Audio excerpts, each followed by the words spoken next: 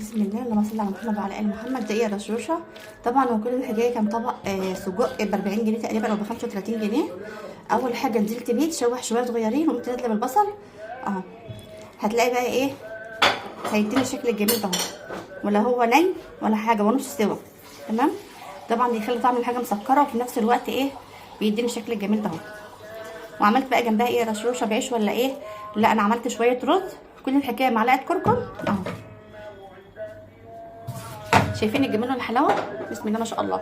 ولا تقولي بقى مطعم ولا غيره، احلى وانضف من اي مطعم. كل الحكايه معلقه كركم نزلتها في الزيت، مفيش ثواني كده، قمت ورمينها على طول الميه وشويه الملح ونزلت بها بالرز اهو. هتفرحي اولادك وحاجه جديده واقتصاديه في نفس الوقت اهو. طبعا لو عجبك الفيديو ما تبخليش عننا باللايك والاشتراك عشان يوصلك كل جديد. في امان الله، مع فيديو جديد ان شاء الله.